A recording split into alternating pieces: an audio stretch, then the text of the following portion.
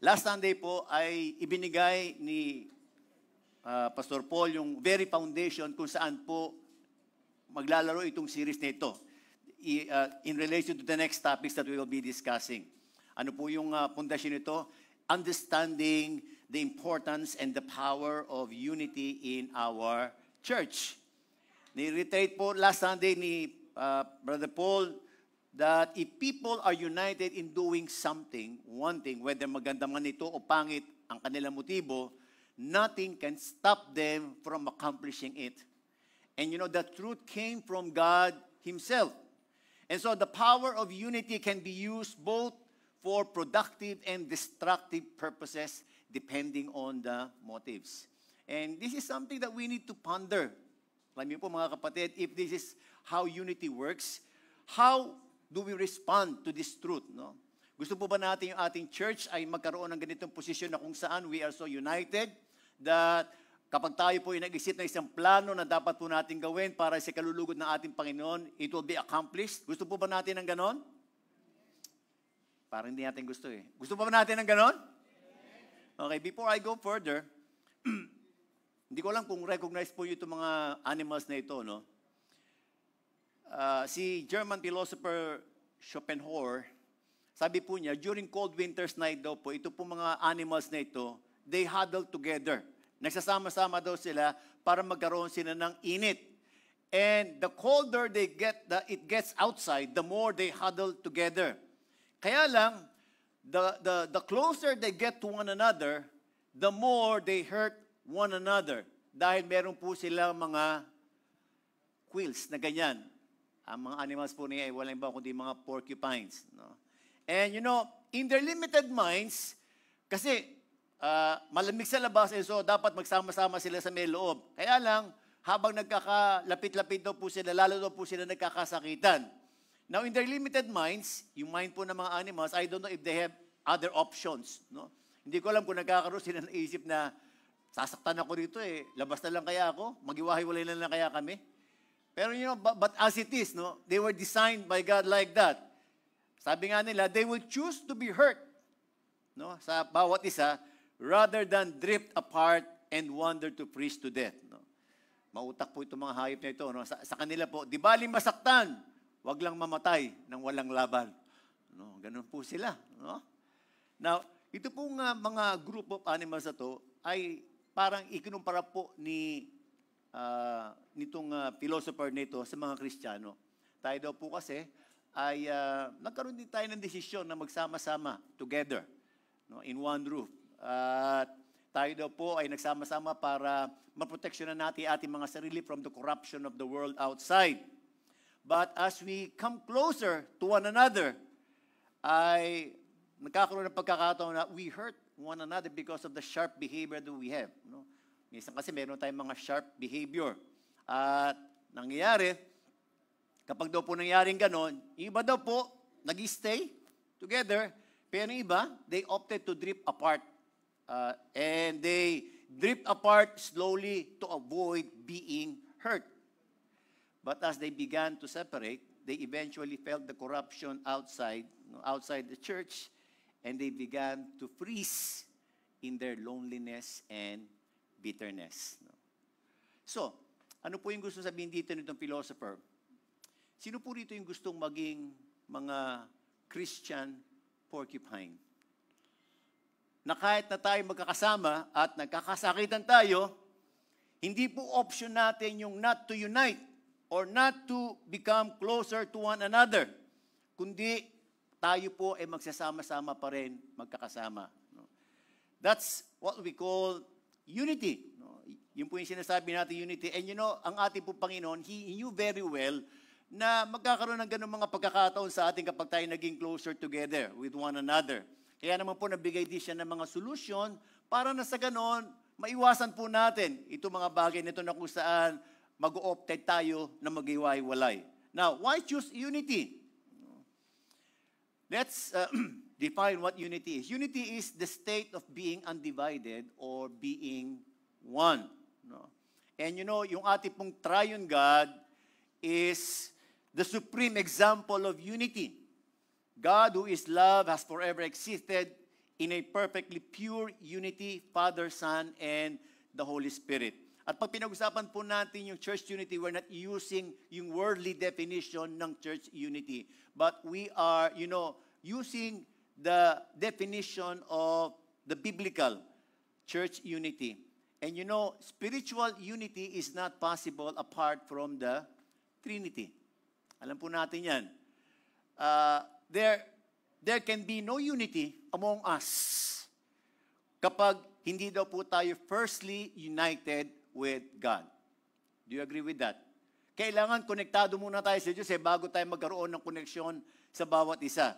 And church unity is the result of God bringing together people of different cultures, background, and social classes into one family by faith in Christ. Ang sabi po doon sa may 1 Corinthians 12:27, now you are the body of Christ and each one of you is a part of it.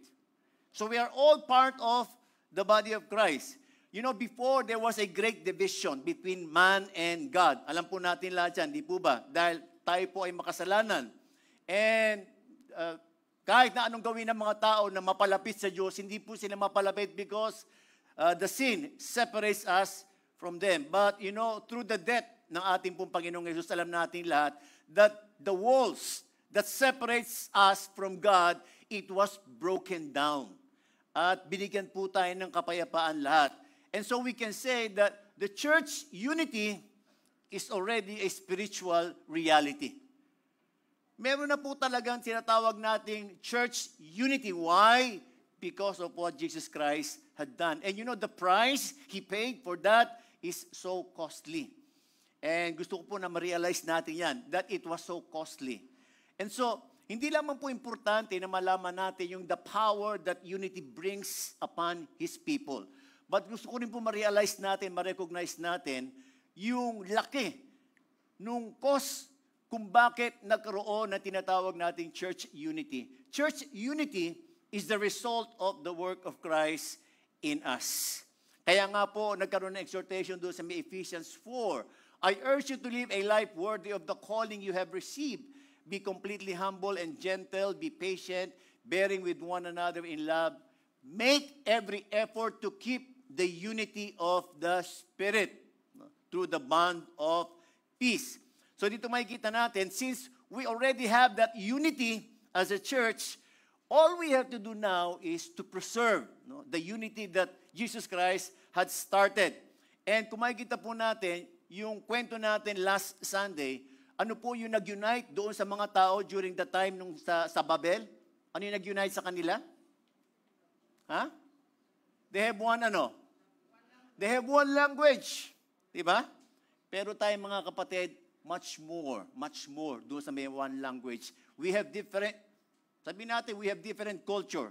Pero mas matindi yung ating kinalalagyan ngayon because we have one Lord, we have one Spirit, we have one Father.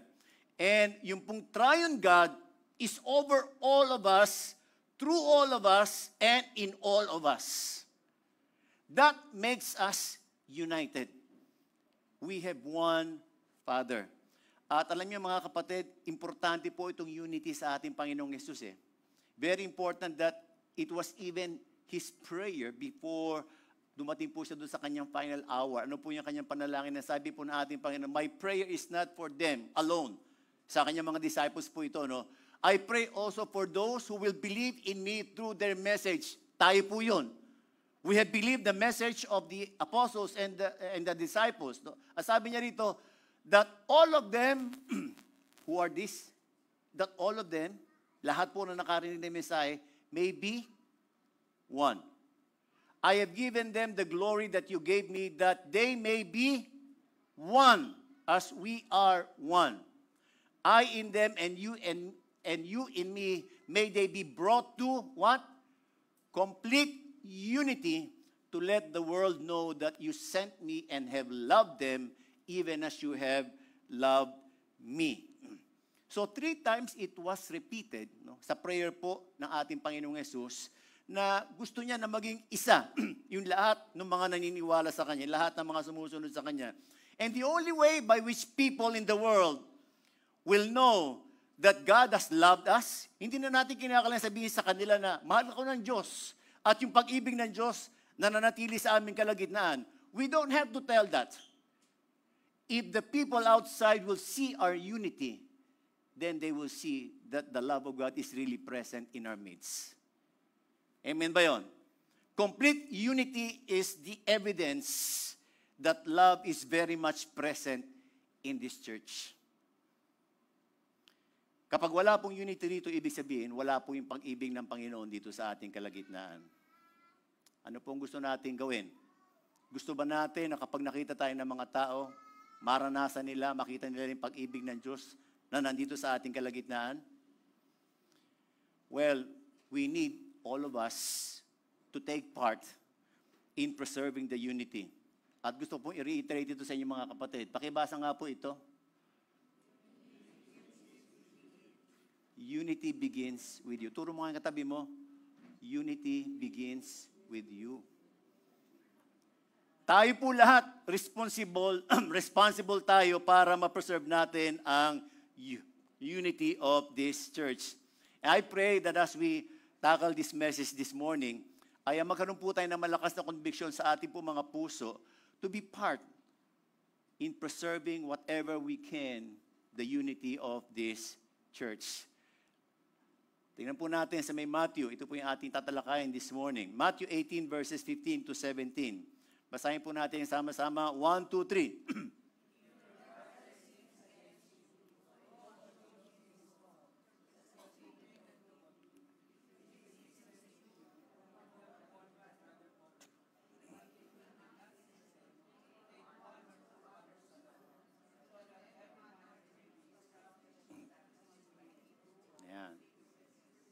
If he refuses to listen to them, tell it to the church. And if he refuses to listen even to the church, treat him as you would a pagan or a tax collector. Kung meron po akong isang message o sabihin nating sentence na gusto ko madala natin after this is this statement. Preserving unity in conflict resolution requires unlimited absolution. What's absolution? Absolution is the releasing of our forgiveness. This is the option na ibinigay po ng ating Panginoon kung tayo po ay masasabi natin magkakaroon ng tinatawag nating hurting with one another. And I would like to empower this morning yung isang option na ibinigay sa atin ng ating Panginoon so that we can learn the basic conflict management. Manalangin po tayo. Maraming salamat po at alam namin ikaw po yung mangungusap sa amin. Banal na Espiritu, ikaw po yung kumilos sa aming kalagitnaan. Taya mo po na mabigyan kami ng spiritual understanding that we may be able, Lord, to see the importance nung kami po yan nagkakaisa. Taya mo po, Panginoon, na mangusap ka sa amin in a very special way na kung meron po mga bagay na nakita kami na dapat namin baguhin sa aming mga sarili, hayaan mo po na bigyan mo po kami ng kalakasan, ng courage na magawa po namin ito. Maraming salamat. Itong aming panalangin sa pangalan ni Jesus. Amen. Alam natin lahat, ang sumulat pa nitong Matthew ay si Matthew, no? Or si Levi. Siya po ay tax collector at bilang isang tax collector na tinawag na ating pong Panginoon para maging disipulo ng ating Panginoon, ay napakalaking karangalan po yun. Di po ba? Lahat ng mga tao inaayawan si Matthew, but nagulat na lang siya, bigla siya sinabi ng ating Panginoon, come, follow me. At ito pong Book of Matthew ay isinulat para po ipakilala na ang ating pong Panginoon is the truly King of Kings, and the Lord of Lords. Ito pong chapter 18 na binasa po natin ay masyadong loaded with principles na masasabi nating pundasyon doon sa tinatawag nating basic conflict management. And start with the question ng mga disipulo, who is the greatest in the kingdom of God? So dito po, nagkaroon po sila ng pagtatalo kung sino yung mas nakakalugod sa ating Panginoon. Kasi lahat po sila mga disipulo. So siguro, minimeasure nila yung kanila pong mga performance sa harapan ng ating pong Panginoon. At sinabi ng ating Panginoon sa kanila, ito lang ang pinakadakila sa kalangitan. Kumuha po siya ng isang bata at sinabi niya, this is the greatest in the kingdom of God. Whoever of you humbles himself like this child, who look to God with trusting faith and acceptance of their own limitations, you will be great in the kingdom of God. So, binigyan po ng pahalaga ng ating Panginoon yung pong humility. At alam natin lahat, pag isang bata po, hindi po mayabang ang isang bata. Tama po ba? Wala po isang bata. Makarang naisip ko lang, halimbawa si Jaira, nagsasalita, sasabihin ni Jaira sa kanyang tatay, Dada, huwag mo na ako intindihin dahil kaya kong alagaan yung sarili ko. Sa palagay yung mayroong batang magsasabi na gano'n sa kanilang mga tatay? Ay wala po. Kasi alam nila yung limitation nila . At ang gusto po ng ating Panginoon ay magkaroon tayo ng ganong position in relation to our Father, that we are ever dependent on Him. Kaya sabihin natin na tayo po, sa tingin natin, pinakamagaling tayo, we're supposed to be in that state of a child, humbling ourselves before God, accepting our limitation, and who look to God 100%. Umaasa tayo sa Kanya. Pagkatapos po noon ay Jesus talked about offenses. Sinabi po niya that offenses, yung pang magkakaroon ng samaan ng loob, sabihin natin sakit na sa bawat isa, it's unavoidable. But ang sabi ng ating Panginoon, don't have part in offending other people. Ang sabi niya, woe to the world because of the things that cause people to sin. Such things must come, but woe to the man through whom they come. So, normal ang offenses, pero sinasabi niya sa kanyang mga disipulo, huwag manggagaling sa inyo yung offense.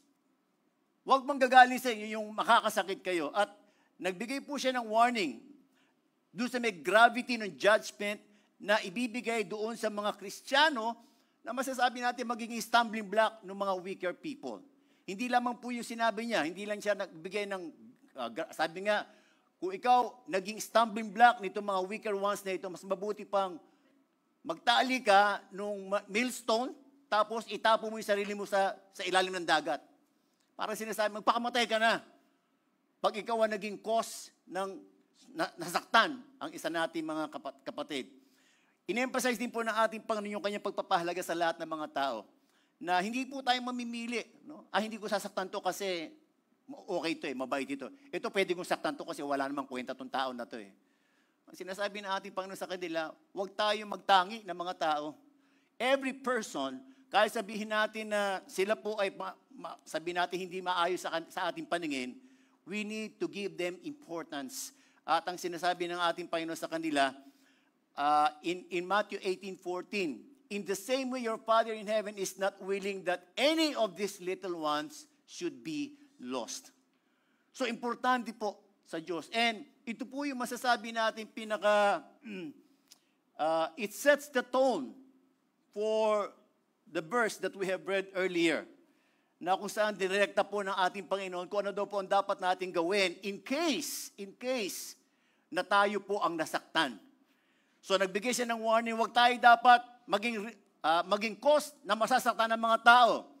Pero if ever na dumating ang pagkakataon na kayo ay nasaktan, sinabi niya, with this principle na hindi natin dapat hayaan na mawala ang mga tao, sabi niya, ito ang dapat nating gawin. And so, Jesus Christ gave, the basic conflict management at nagbigay po siya ng 3 guiding principles that we need to remember kapag tayo po ay nasaktan ng mga tao. Sino po rito ang nasaktan na? Wala? Mamaya, sasaktan ko kayo. Okay. Lahat tayo nakaranas sa masaktan, tama po ba? Whether in word or in conduct, tama po ba? Masakit po ba ang masaktan?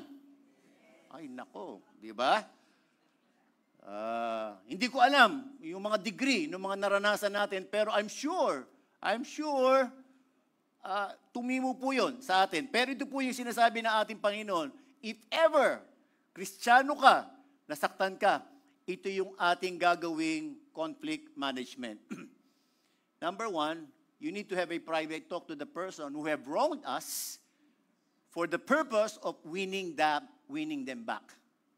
Pangalawa, bringing up 2 witnesses to encourage repentance kapag hindi umamin sa kasalanan. At pangatlo, bringing up the case to the church if true repentance was not preached. Kung titingnan natin, parang simple-simple lang, pero alam nyo, medyo matindi po itong ibig sabihin nito. Let's discuss this further. So sabi doon sa may principle number 1, moreover, if your brother sin against you. Ano pong kasalanan po yung binabanggit dito? Una, the word brother, it simply speaks of a Christian brethren. No? So kapatid mo sa Panginoon. And minsan tayo po, mas malakas ang dating sa atin nang tayo nasaktan kapag, lalo na kapag Kristiyano yung nakasakit sa atin. Tama po ba? Ha? Sabi mo nga sa tabi mo, huwag mo kong sasaktan, ha? Subukan mo lang. Okay. Para mas mabigat ang dating kasi ang feeling natin, ang iniisip natin, sa loob ng church, lahat ng mga tao mababait. Tama po ba? Sa palagay dito sa atin sa Winalabang, lahat ba rito mababait? Yes. Ha? Well, kung lahat po tayo mababait, dapat kunin na tayo lahat ni Lord. Hindi tayo karapat-dapat dito. No? Dapat nasa langit na tayong lahat. Lahat tayo merong konting sharp behavior. Diba? Na nakakasakit sa iba. Now, sabi po rito, yung wrongdoing daw po natin sinasabi rito is, in general, it has caused breakdown in the relationship. No? Now, ang tanong po rito, sino mag-i-initiate na pumunta? Sino ang unang pupunta? Yung nasaktan o yung nakasakit? Ha? According to the basic principles of conflict management Jesus way, yung nasaktan ang pupunta doon sa nakasakit. Ano ba yan? Ganun ba talaga yon? Siya na nga nakasakit. Ako pa ang lalapit. Ha? Sabi rito, go and show him his fault. Just between the two of you, if he listens to you, you have won your brother back. Ano po ang usual na nagiging senaryo sa church kapag mayroong ganitong pangyayari? Sinaktan ako? Aalis. Yung nasaktan, aalis. Tama mo ba? At marami na nangyaring ganyan. Hindi ko lang alam kung kayo nasaktan dito, hindi ko alam. Kasi andito pa kayo no? Sabi yun, nasaktan pa kayo. No? So, ibig sabihin, meron kayo in-apply dito sa principle na ito. No? Tignan natin kung gaano po tayo nag-apply. Ang sabi rito, dapat daw po, yung mga nasaktan, hindi daw po umaalis sa church. Usually po kasi, ang usual na nangyayari, yung nasaktan daw po, umaalis sa church at pupunta daw po siya sa mga niyang kaibigan. Umahanap ng mga kakampi, supporters, para na sa ganon, ay sabihin sa kanila yung ginawa sa kanila. Meron po sinasabi si Pedro that love covers a multitude of sin. Diba? So, we have a choice if we are to expose or to cover the sins that was given to us. Ang dali po mag-expose ng kasalanan ngayon, hindi po ba? May FB tayo di ba? O sige, ibabash natin doon sa may FB. Ito ang ginawa sa akin ito. O, ganyan, ganyan, ganyan, ganyan. No? I hope wala pong ganito dito sa atin na naglalagay po na sama ng loob nila doon sa isang tao. Hindi naman binabagay yung pangalan, kaya alam na alam mo, no? Na yun ang pinaparinggan. No? So, in doing this, sabi, lalapit daw po tayo privately doon sa nakasakit sa atin at personal na sasabihin natin yung fault na ginawa niya. Now, in doing this, we need to bring with us an important ingredient. Dapat meron dala-dala po tayo. Ano po yung dala-dala natin? Our driving force in doing that should be love. Okay? Dapat nga po, bago tayo pumunta doon sa may tao na nakasakit sa atin at kakausapin natin sila, dapat daw po na-forgive na natin. Natanggal na yung galit natin. Now, madali bang gawin yon?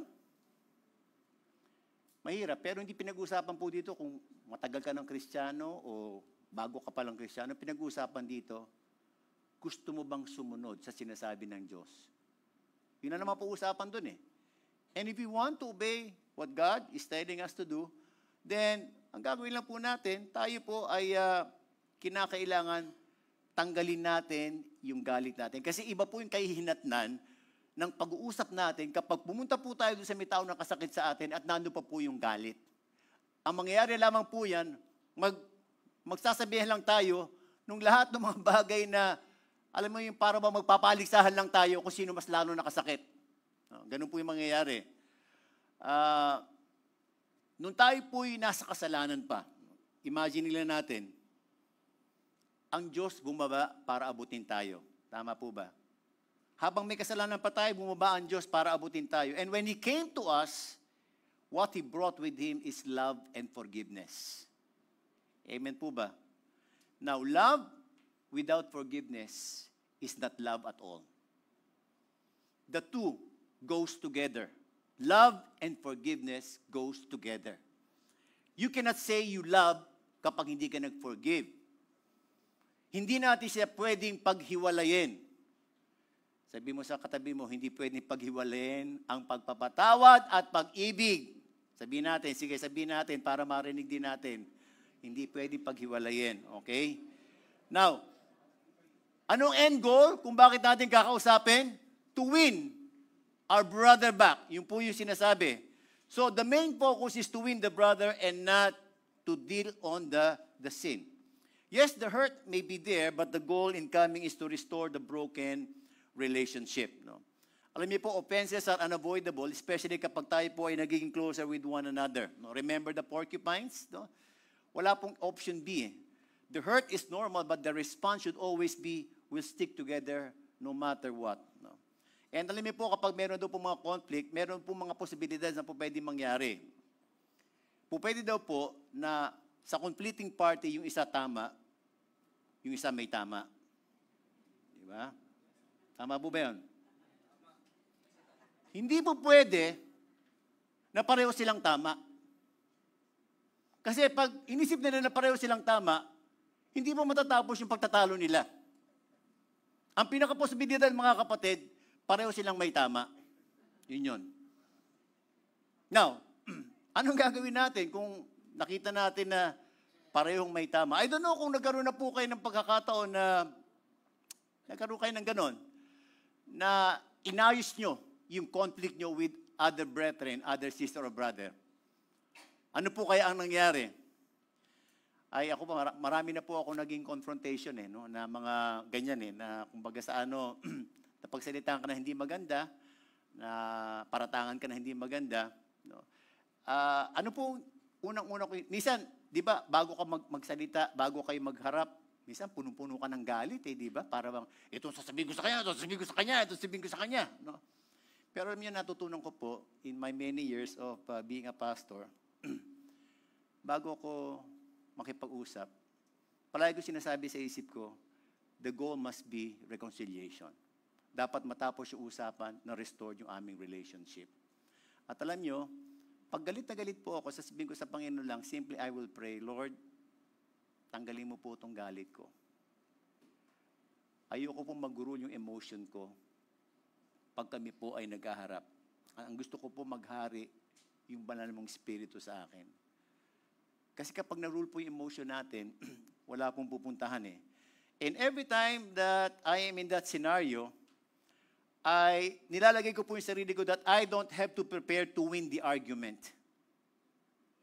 Hindi ko sinasabi na dapat manalo ko sa argumento, but to win the brethren. At kapag sa tingin ko po hindi magpapatalo yung kausap ko, no, ay yung sinasabi po ng ating Panginoon doon sa may first verse dito Matthew 18. Gusto mo maging kalugod-lugod sa harapan ng ating Panginoon? Magpakumbaba ka. No? Hindi sa harapan niya, kundi sa harapan ng ating Panginoon by doing what needed to be done. No? Ang importante, mas importante yung tao kaysa doon sa aking nararamdaman. And so I can let go of what I feel. I can let go of what I feel, no? And then to win the brother back. No? So, kung gusto natin maging karapat-dapat, initiate the move for restoration. At hindi po importante kung sino yung mas malaking percentage ng may kasalanan doon sa nangyari, sa conflict natin. Ang importante, mga kapatid, kung sino yung gusto mag-obey sa ating Panginoon. And you know, kapag tayo po ay marunong mag-obey sa ating Panginoon, gagalaw po yung ating Panginoon doon sa ating usapan. At magugulat ka na lang, gagalaw siya doon sa kinakausap mo. Kung dati-dating kausap mo, parang ang taas ng boses. Pag nag-umpisa tayo magpakumbaba, makikita mo na lang yung tao, biglang bababa na rin ang boses. And you will inspire repentance and you will inspire reconciliation in that aspect. Remember po yung tatlong bagay na minention ni Brother Paul nung last Sunday. When we don't obey the word, it is as if we are not trusting and we are doubting God's word. Kapag hindi daw po tayo nag-obey, ibig sabihin nun, we are doubting the truth of God's word at it will lead to arrogance. Magiging mayabang tayo and it will lead further to disobedience. Pag marunong tayo magpakumbaba, gagalaw ang ating Panginoon, He will take control of the situation. At magugulat ka na lang, may sasabihin nung kausap mo, thank you. Hindi ko na-realize na ganun pala kalaki yung nagawa kong kasalanan. Salamat. I am so sorry sa nagawa ko, kapatid. Pag ganun po yung naging resulta, humingi rin ng tawad, dahil ikaw ang nag-umpisa humingi ng tawad, we have won our brother back. Kaya alam natin, lahat hindi naman ganun palagi ang ideal na nangyari. Tama po ba? Lalo na kapag pumunta tayo doon, meron pa tayong kahit na konting galit o hindi pagpapatawad. Naku, gagamitin ng kaawayan para hindi maging maganda usapan natin. Tama po ba yun? At minsan ganito po ang nangyayari. Imbis na mag-sorry, sabihin nung kausap natin, sino ka para magsabi ng kasalanan ko? Diyos ka ba? Ha? Wala ka bang kasalanan? And instead of hearing sorry, sasabihin sa'yo, sorry, ako nakatapat mo eh. Meron ba kayong gano'n nakausap? Sorry ka na lang, ako nakatapat mo eh. Hindi ako magsusorry sa'yo. Pag gano'n nangyari, ano sabi dito? If the first step failed, karamihan nga doon, kapag nag-fail tayo doon sa first step, stop na tayo eh. Diba? Hindi na ako pupunta sa pangalawa. Mahirap kausap yung tao na yan. May suggestion pa rin ng ating Panginoon eh. Sabi niya, you bring two witnesses to encourage repentance. If you will not hear, take one or two. Kaya lang, ang crucial po dito mga kapatid, dapat natin tandaan, ang crucial dito kung sino yung dadalhin mo. Diba? Huwag daw po tayo magdadala ng biktima din ng tao na yon. Di ba? Biktima rin. Isasama ko to para parang witness. No, witness. O kaya naman, huwag tayo magdadala ng kaibigan natin, ng mga supporter natin. Eh lalong gagrabe yung sitwasyon. Sabi dito, but you should bring someone who is known by the offender. They should be persons of influence or authority, persons of weight, reputation, and character, whom the offender could put confidence. Dapat ang dadali mo yung medyo ginagalang at nirerespeto nung kakonflict mo. At kilala niya na itong tao na to objective. At ano po yung role ng witness? Ang witness po, ang function po nito ay maging mediator para ma-facilitate yung process of repentance and reconciliation. And kinakailangan po yung witness ay sabihin natin, mag-evaluate nung mga responses ng bawat isa at kumbaga kapag halimbawa hindi na-arrive yung talagang dapat na ma-arrive, then they can go to the next level. Hindi ko po alam kung naranasan natin na maging mediator. Alam niyo po, usually, yan po yung role ng mga pastor eh. Mediator. Pastor, meron po akong ganito eh. Pwede magsamahan mo ako? Ano sasabihin ng pastor? Hindi, yung problema niyo yung dalawa, ayusin niyo yan. Hindi pwede eh. Diba? The buck stop patas eh. Diba? Nagkaroon po ako ng ganito, ng mga kung saan nag-mediate din ako. Pero alam niyo, ang palagi ko lang sinasabi, of course, kung sino lumapit sa akin, yun ang kinakausap ko na masinsinan. At sinasabi ko sa kanya, bago tayo mag-usap, gusto ko malaman mo na dapat tanggal na yung galit sa'yo. Kasi kapag hindi mo tinanggal yung galit na yan, hindi ako sasama sa'yo. So, ang kinakausap ko po yung lumapit. Ang sasabihin ko sa kanila, bago mag-usap, ang goal natin in doing this is for you to be reconciled. Okay ba yon? So, lahat gagawin natin para hindi tayo magsisihan, hindi tayo mag-blame with each other, kundi gagawin natin ang lahat para tayo ay magkasundo. And alam mo, kapag nabigay po ng mediator, yung talagang dapat na gawin, yung mga na-mediate ko naman po, naging maganda naman po yung resulta. Why?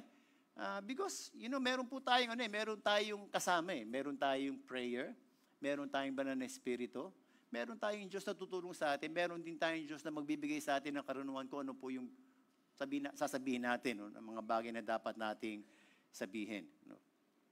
So, ang dapat na maging ideal na resulta kapag maganda po yung ating ginawa sa pagsama ng mga witnesses, ang pwede sabihin ng salamat at mas lalo kong na-realize na mali pala yung aking ginawa. Salamat for enlightening me further sa lahat ng mga maling ginawa ko. And because of that, gusto ko humingi ng tawad. Yun po yung ideal. Di ba? Pero minsan, hindi po yun ang nagiging resulta eh. Sasabihin nung nagsama ka pa ng padrino. No? Nagsama ka pa ng kakampi. Pinagtulong-tulungan nyo na naman ako. Ha? Well, kahit marami kayo, kasama ko Diyos. Ha? Alam niya yung puso ko. Nagsasayang lang kayo ng panahon. Sorry na lang, ako yung nakatapat nyo. Pwedeng gano'n, di ba? Pero, sabi nga, nagbigay pa rin ang third option ng ating pong Panginoon. Pag hindi pa nangyari yan, ito yung gawin ninyo.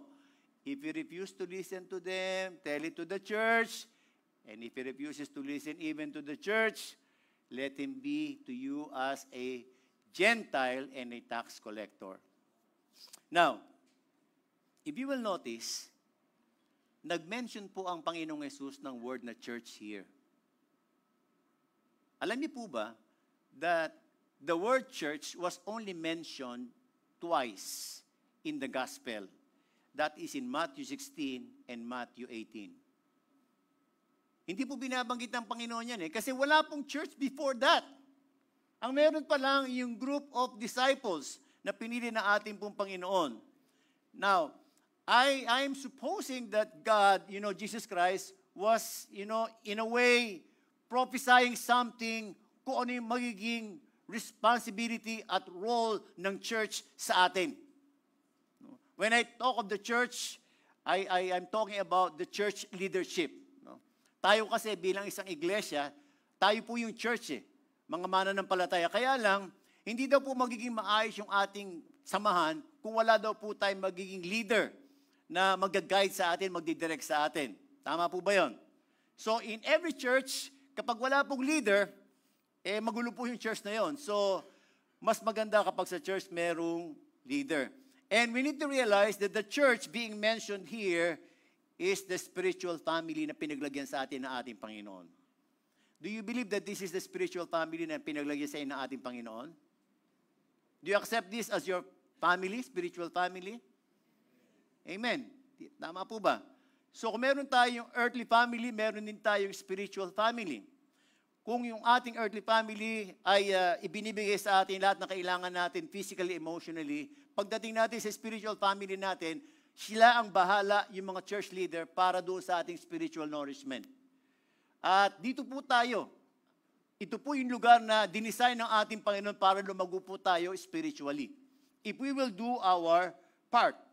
Now, binigyan po ng ating Panginoong Yesus ng authority yung mga church leaders to give disciplinary action doon sa mga unrepenting offender. Binigyan din po niya ng authority yung mga leaders to make the necessary decisions that they believe is what God would want them to do. So, minsan po sa mga church leaders, kinakailangan nila gumawa ng desisyon sa isang tao na masasabi nating unrepenting. At ito po yung sinabi ng ating Panginoon sa Matthew 18.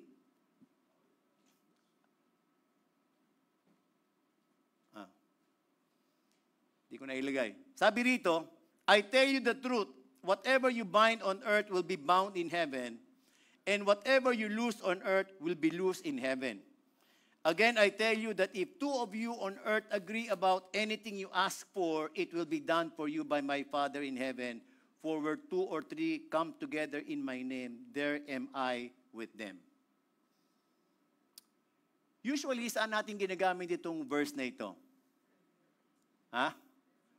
Lalo na sa may verse natin, sabi dito, for where two or three come together in my name, there am I with them. Sa prayer natin ginagamit ito Di ba? Wrong context po kapag sa prayer pa natin ginamit ito. Kasi hindi naman po ito para doon sa mga nananalangin, kundi doon sa mga church leaders who are responsible in giving disciplinary, sabihin nating action doon sa mga taong nagkasala. Hindi rin po pwede natin gamitin ito. Halimbawa, meron tayong gathering, tapos konti lang ang dumating. Sabihin natin, parang pampalubag loob. Sinabi naman sa salita ng Diyos, where 2 or 3 gather together, no? Nandiyan na ating Panginoon. Pampalubag loob, di ba? Para ba, kahit 3 lang po tayo rito umaten sa prayer meeting, andito ang Diyos. No? Ginagamit po natin ito eh. Pero hindi po, ang sinasabi po rito, it simply says, since ibinigay ang authority sa church leaders, whatever their decisions were, kung ano po ang napag-agrihan nila, we need to honor it.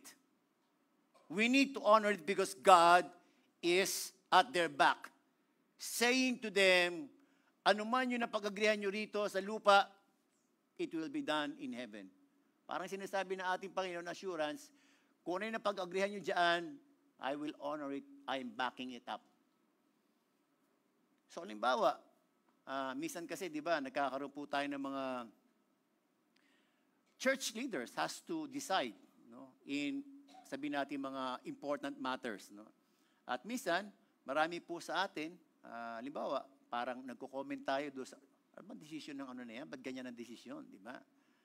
Well, bilang part po ng spiritual family and bilang, isang part ng body na kung saan nare-recognize natin that, we have leaders. Dapat po magkaroon tayo ng tinatawag nating awareness that whatever the leaders have decided upon, kahit sabihin natin hindi po tayo agree, we need to honor it because they are the ones who are accountable to God. Amen po ba yun? So, ganun lang po kasimple yun. Kaya po sinabi ng ating Panginoon yun is for them, yung mga future leaders ng church, mabigyan sila ng tinatawag nating encouragement na, well, hindi naman lahat ng mga decisions ay masasabi nating tama o sabihin natin nagkaroon ng maayos. Kaya lang sinasabi ng ating Panginoon dito, since tao lang naman tayo, no, I believe that the Lord will also, sabihin natin, bibigyan din niya ng kaliwanagan kung nagkaroon ng pagkakamali. But, ang gusto i-point out ng ating Panginoon dito, kapag nag-agree yung mga leaders ng church in something, then we need to honor it. Ano po yung possible meaning nung sinabi ng ating Panginoon that kung hindi repentant, you treat him as a tax collector?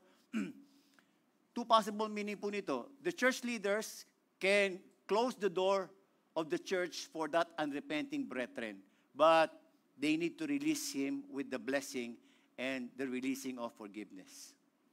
Ganun po dapat ang gagawin. Ayaw nito makipagkasundo, okay? We will release you. We'll close the door for you in this church, but we'll release the forgiveness and the blessings. Or, pwede rin namang, we treat them as sinners by loving them like Jesus. Ano po ba dapat ang trato natin sa mga sinners? They are lost.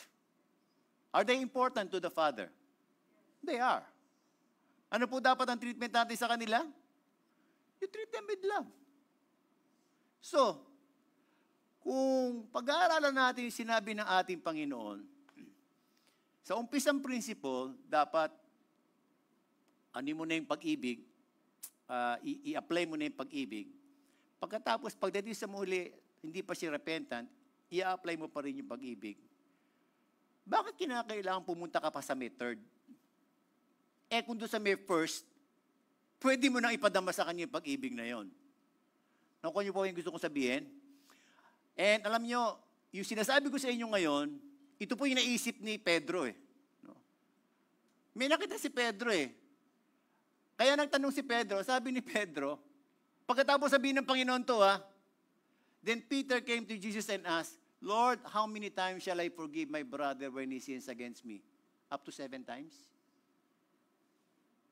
Parang nakita ni Pedro, doon sa nilagay ng ating Panginoon na principles in conflict management para nakita niya na parang merong isang tinutumbok lang Panginoon eh.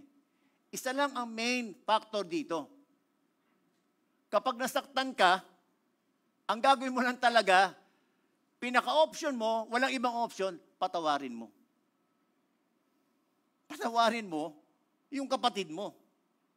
Give him absolute absolution. Release him.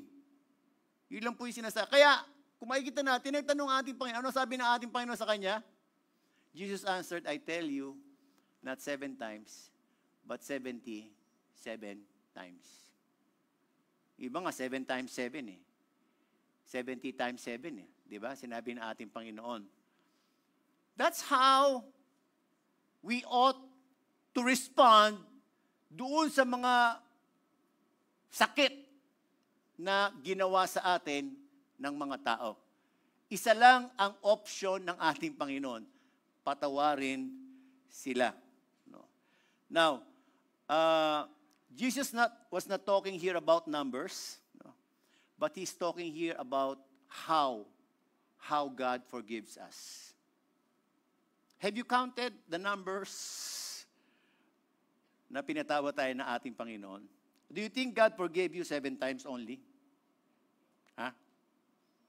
Magmula nung kayo ay naging tao at nagkaroon kayo ng katinuan at nalaman nyo na yung tama at mali. Sa palagay po ninyo, ilang beses kayo nagkasala sa harapan ng Diyos? 70 times 7? Baka 1,000. Baka 1,000. Tama po ba? Now, imagine natin na yung Diyos natin magbibigay sa atin ng kota hanggang 7 ka lang. Pag nakawalo kang kasalanan ka na, tsugi ka na. Sa palagay niyo kung gano'n ang Diyos natin, saan kaya tayo ngayon? Sa palagay niyo? Ay, baka wala na tayo rito. Di ba? Kaya lang ang ating Panginoon, because He is love, and love and forgiveness goes together. If His love is unconditional, His forgiveness is unlimited. Amen. As far as the east is from the west, so far does He remove our sins from us. And when He forgives us, He forgets our sins. So, halimbawa, humingi ka ng tawad sa Panginoon, Lord, patawad po sa nagawa ko sa inyo, kasalanan. Yes, I forgive you. Tapos, after 2 seconds, Lord, patawad po talaga. Saan? Patawad po pa. Saan? Saan? Saan kita patatawarin? Every time na sinabi natin sa Panginoon with honesty, nagrepent tayo talaga sa kasalanan natin, He forgets that. Because love never does not keep a record of wrongs. Yun yung pag-ibig ng Diyos.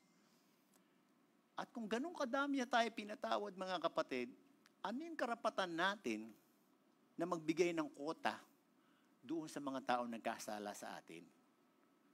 Minsan nga, isa lang eh. Hindi na natin mapatawad eh, di ba? Isa lang. Hindi, first time ko naranasan yan. Pastor, hindi mo naintindihan. Sobrang ginawa sa akin yan. Ilang beses na? Isa. Hintayin mo. 70 times. Bago ka pumunta uli. So it's not the number ang naging basis ng Panginoon, kundi yung basis niya, how much God has forgiven us. Unlimited absolution is the main key to conflict resolution. And when we talk of absolution, it's releasing of forgiveness. The root word there is to set free. No? At para ma-illustrate po ito, mga kapatid, nagbigay po ng parable ang ating Panginoon about the merciful servant. Nakita po natin, di ba? The merciful and the unmerciful servant. No? Yung isang merciful servant ay nagkautang, pagkatapos pinatawad siya. Ang sabi sa kanya, he let go of the debt. No? He set free.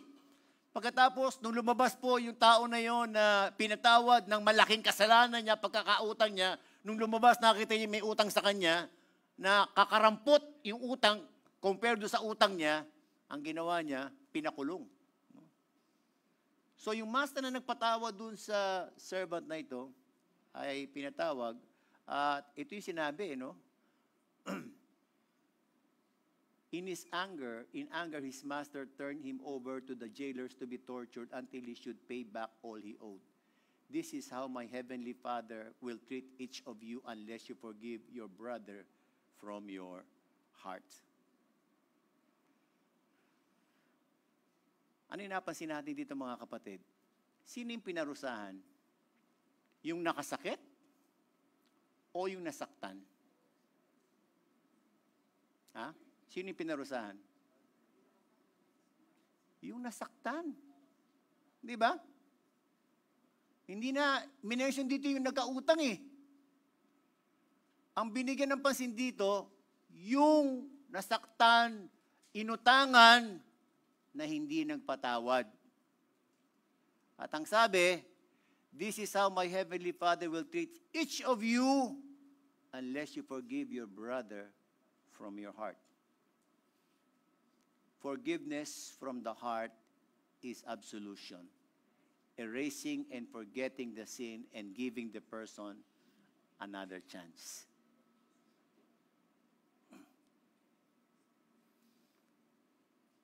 So bakit po yung hindi nagpatawad ang binigyan ng kaparusahan dito?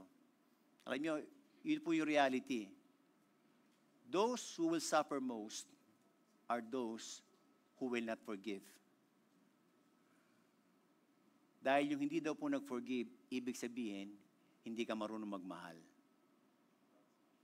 Kapag hindi daw po tayo nagpapatawad, wala daw po tayong karapatan magsabi na marunong tayong magmahal. Alam mo, mahal natin ito. Mahal ko yung anak ko, mahal ko yung magulang ko. Tapos hindi ka nagpapatawad dito sa may tao na to. Wala daw po tayong karapatan magsabi na mahal ko to kung hindi tayo marunong magpatawad sa ibang tao. Because love and forgiveness cannot be separated. Isa lang po siya.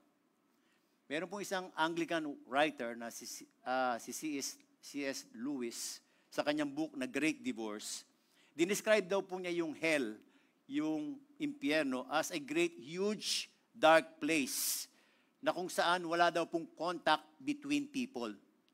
No? Ang sabi daw po niya, he says that yun daw pong impyerno ay nag-start ng maliit lang. Kaya lang, yung mga tao daw po ay nag-away-away with one another and so they move away from one another. Then there was another quarrel and the people moved farther away. And so on until finally, no one could even see anyone else. Hindi na sila magkakitaan dahil sa ang layo ng kanilang pagitan. And there they lived alone in the darkness.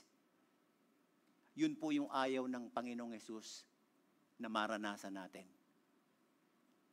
To be alone, nurturing our bitterness and our forgiveness.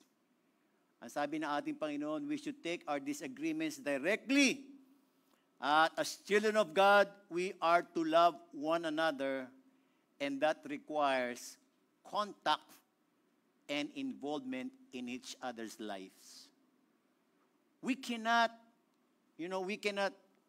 sabihin natin, avoid being close together because that's how God designed us.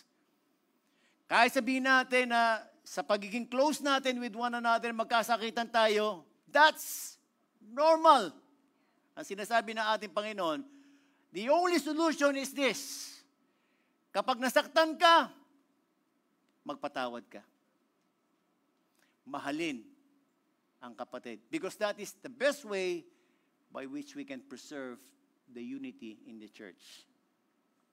Alam nyo, minsan kapag maliit ang church, tapos merong nag-away na dalawa, alam ng lahat ng church di ba? At ang nangyayari, nagkakaroon minsan ng kampi-kampihan. ay kampi ako rito. Kampi ako rito. No? So yung kampi rito, hindi makipag-fellowship doon sa mga kakampi nito. Hindi naman sila involved personally doon sa may conflict, kaya lang nakikisama. Di ba? Dahil kaibigan ko itong inaway mo, kaaway na rin kita. Now, it doesn't matter kung maliit yung church o malaki yung church eh. Tama po ba? Minsan kahit malaki yung church, nagkakaroon din ng ganun, di ba? Meron mang ganun dito sa atin. Ha? Alam mo sa may Corinth, yun po yung problema ng Corinth eh. Nagkakampihan. Meron nga silang preference eh, kung sino yung pastor na gusto nila eh. Mas gusto ko si Apostol Pablo. Ay, gusto ko mag-baptize sa akin si Apollos. Ayoko dito. Di ba? So, merong pagkakampi-kampihan. Di ba? And these people na nagkakampi-kampihan, they never realize na since hindi naman sila involved doon sa may conflict, they are contributing to the disunity of the church. Akala nila okay lang yung ganon. Kami-kami, sila-sila. Parang ganon. Diba? Tanungin ko po kayo mga kapatid, ano po yung gusto ninyo? Lahat kasundo ninyo? O meron kayo ilang tao rito na hindi nyo kasundo at hindi kayo komportable kasama? Number 1 o number 2? Ano gusto ninyo? Ha? Gusto ba nyo lahat kasundo? Ha? Wala na sumasagot. Naman. Ha? Gusto ba ninyo kasundo nyo lahat? Gusto ba nyo komportable kayo nakausapin? Yung bawat isa.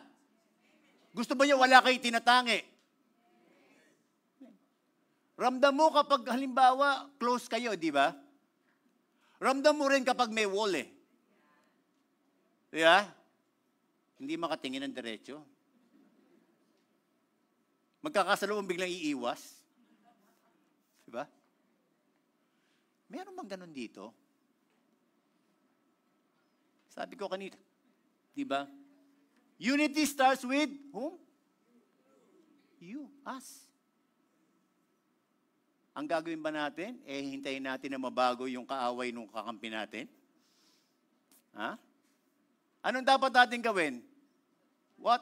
Whose responsibility ang mag-preserve ng unity? Yung bang kaaway nung kakampi natin? O tayo? Tayo. Kung hindi ka naman masyadong involved, ba't makikisama ka? Di ba? Hayaan mo yung dalawa. Bahala sila. Kung di sila magpatawan sa isa't isa. Di ba? Pero tayo, kung isiklude natin yung bagay na yon, at least dalawa lang yung sinasabi natin di pa magkasundo. Ang gagawin natin, ipanalangin natin na magkasundo. At ikaw rin, huwag mo awayin yung hindi mo kakampi. Di ba? Pakitaan din natin maganda. At sabi nga, apply love at all times. At huwag tayo mamili. Hindi natin mamahalin yung mga tao na hindi natin kakampi. Kahit hindi natin kakampi. Sabi nga rito, love your enemies eh. Binigyan na nga ng sukdulan ng Panginoon eh. Love your enemies. Meron kayong kaaway dito? Sino may kaaway dito sa loob ng church? Ha? Isa lang ang dapat natin gawin sa kanila. Mahalin. Alam niyo po ba yung fervent love for one another kung para kanino? Para sa mga tao na mahirap mahalin. Dahil automatic po na mamamahal natin yung mga madaling mahalin. Tama po ba? So yung sinasabi nitong love one another just as Christ loved us, para po yan doon sa mga tao na mahirap mahalin. Ngayon, mag-isip na po kayo ngayon ng mga tao dito sa may church na mahirap mahalin. Doon po natin i-apply yon. Why do we do that? In order to preserve the unity in this church. Unity starts with us.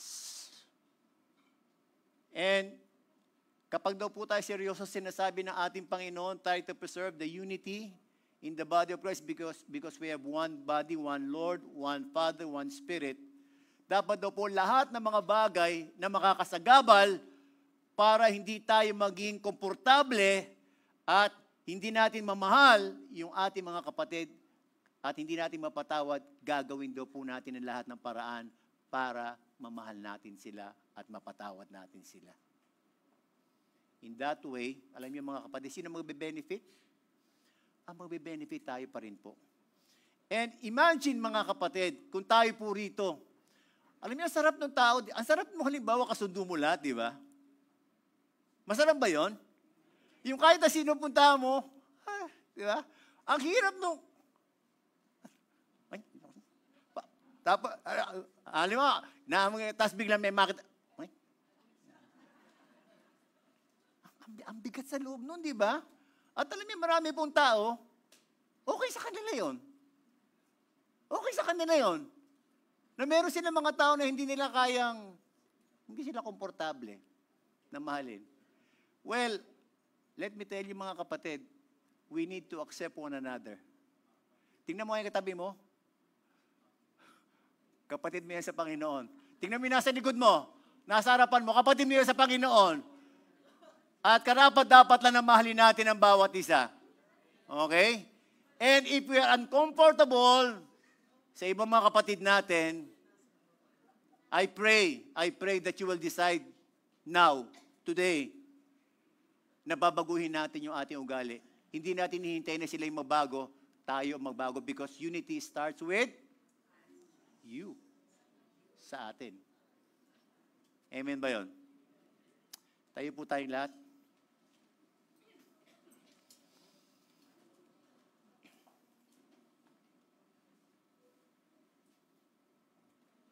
Alam niyo, habang nagpe-pray po ako kanina, God impressed on me na dito sa ating Kalipunan, meron pa rin po tayong mga kapatid na meron pa rin hina-harbor eh. No? Sabihin natin, hindi naman ganun kalaki na inis. Pero kahit na maliit na inis yan, inis pa rin yan eh. Kahit maliit na unforgiveness, unforgiveness pa rin yan eh. Kahit maliit na bitterness, bitterness pa rin siya. And hindi po yan makakatulong sa atin. You know when Jesus Christ died for us, isa lang po yung nasa isip niya eh, na mangyayari after He has done His work, na lahat tayo magkakaisa. Kasi, bakit? Yung pag-ibig ng Diyos nasa kalagitnaan natin, at yung pag-ibig na naramdaman natin sa ating Panginoon, yun ang ibibigay natin pag-ibig sa bawat isa. Not our human love, but the love that God gave us. That's the agape love. Loving the unlovables. Siguro at this point of time, lapit po tayo sa ating Panginoon. Pwede pong lahat tayo pumigit at yumuko. Pigit lamang po tayo at yumuko.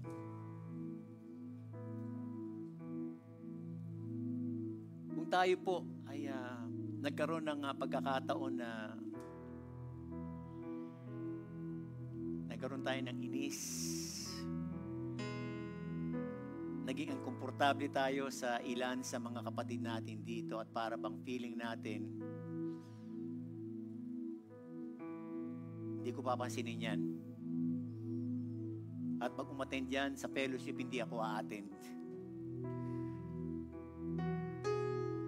Siguro salistikin natin yung ating mga sarili. Kung meron po tayong mga bagay-bagay, hindi lang siguro sa ating magkakapatid, kundi siguro sa miyembro ng ating pamilya, meron po tayong mga nakatago pa rin na mga inis, hindi pagpapatawad, at imbis na i-release natin yung forgiveness natin, lalo natin nurture. At hindi lang yun, instead of covering the sin, ini-expose natin yung kasalanan natin, kasalanan ng mga nakasakit sa atin at ipinagsasabi natin kung kani-kanino.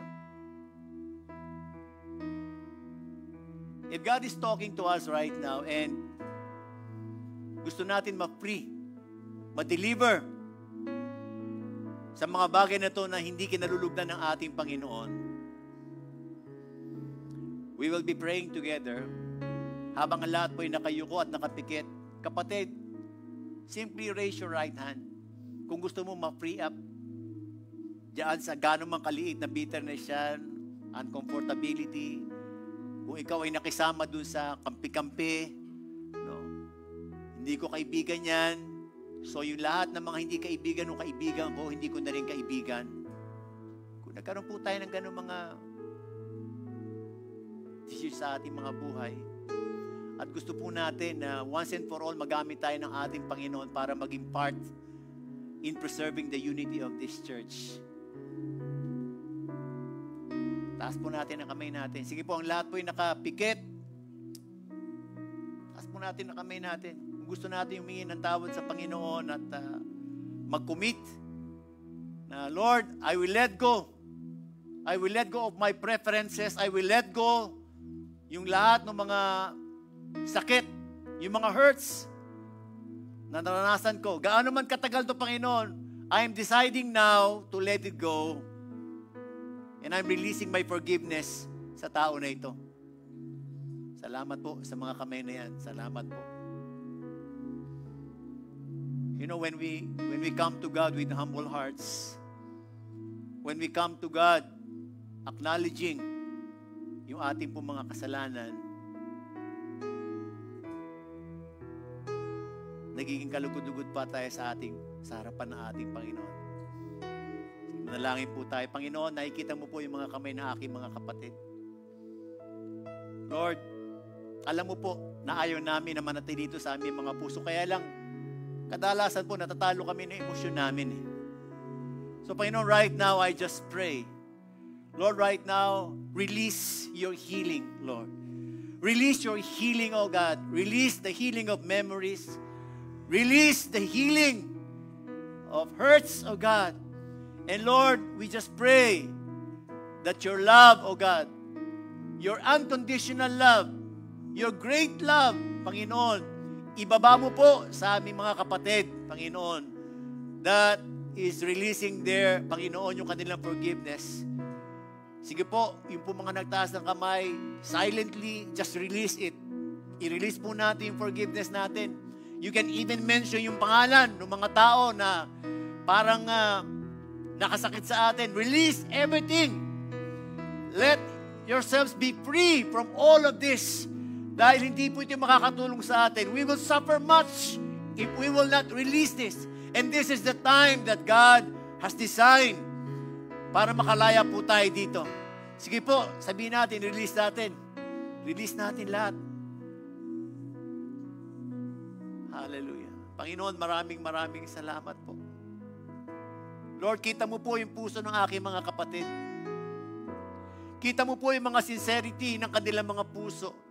Panginoon, dalangin ko na igawad mo po sa kanila yung kapatawaran. At hayaan mo po, Panginoon, kasama ng kapatawaran mo, punuin mo po sila, Panginoon, ng pag-ibig mo. Pag-ibig mo, Panginoon, na dalisay, na nagpapagaling ng lahat ng klase ng hurts, bitterness, and unforgiveness. Hallelujah. Hallelujah. Thank you, Jesus. Sige po, pwede po pasalamatan natin ang ating Panginoon. Say to God, Lord, thank you. Sige po, let's open our mouth. Thank the Lord right now. Thank the Lord. Praise Him. Praise His name. Oh, thank you, Lord. Thank you, Lord. Salamat po, Panginoon. Salamat, Panginoon, for setting us free. Lord, lalabas po kami sa lugar na ito na malaya, Panginoon, at hindi na po kami tali, Panginoon, nito mga unforgiveness and resentments. And Lord, as you fill us with your love, all of us, Lord, naniniwala po kami na ito po iglesia na ito, Panginoon, will reach a greater level of faith, Panginoon. At Lord, pangako mo po na kapag kami po ay united in your love, Panginoon, wala po kaming plano na hindi po namin ma-accomplish. And we declare that, Panginoon, na mangyayari dito sa Win Alabang. Hallelujah. Sige po, ang lahat ay magsabi ng amen. Amen, amen. Palapakan po natin ang ating Panginoon. Hallelujah.